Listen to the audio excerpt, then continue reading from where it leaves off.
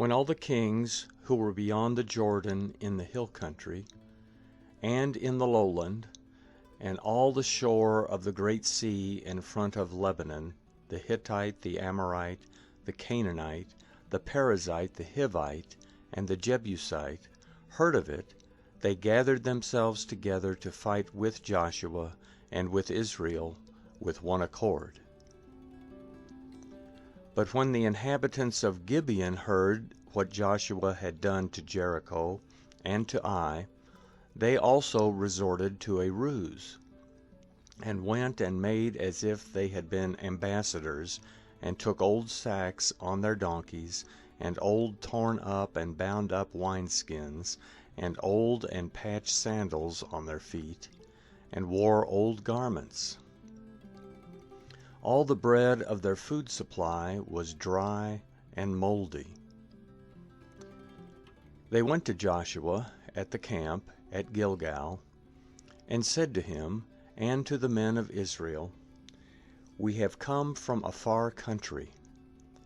Now therefore make a covenant with us." The men of Israel said to the Hivites, "What if you live among us? How could we make a covenant with you?" They said to Joshua, "We are your servants." Joshua said to them, "Who are you? Where do you come from?"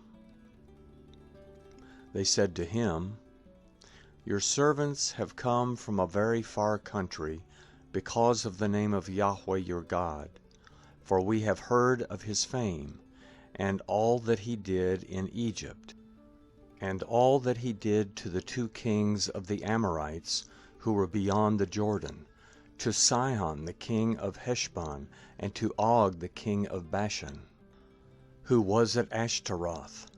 Our elders and all the inhabitants of our country spoke to us, saying, 'Take supplies in your hand for the journey, and go to meet them. Tell them we are your servants. Now make a covenant with us. This our bread we took hot for our supplies out of our houses on the day we went out to go to you. But now behold, it is dry, and has become moldy. These wineskins which we filled were new, and behold, they are torn. These our garments and our sandals have become old because of the very long journey.' The men sampled their provisions, and didn't ask counsel from Yahweh's mouth. Joshua made peace with them, and made a covenant with them, to let them live. The princes of the congregation swore to them. At the end of 3 days, after they had made a covenant with them, they heard that they were their neighbors, and that they lived among them. The children of Israel traveled and came to their cities on the 3rd day. Now their cities were Gibeon, Chephirah, Beeroth, and Kiriath Jearim.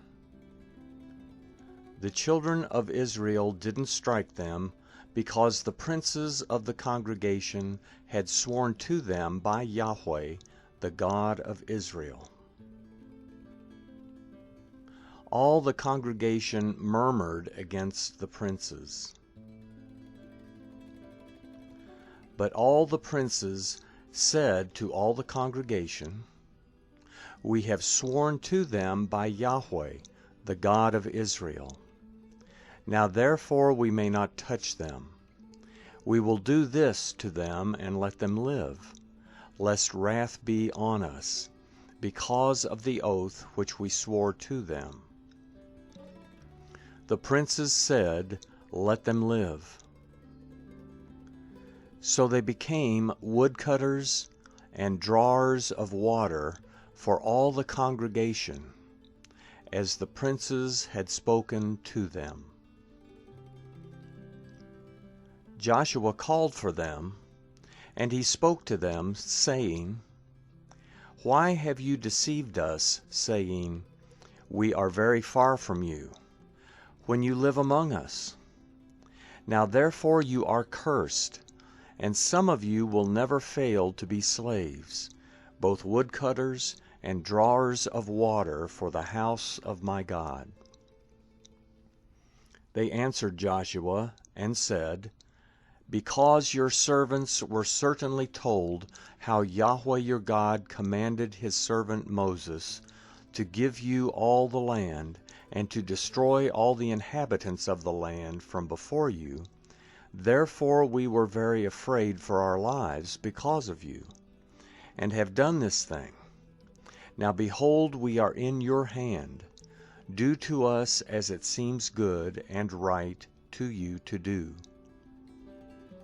He did so to them, and delivered them out of the hand of the children of Israel, so that they didn't kill them.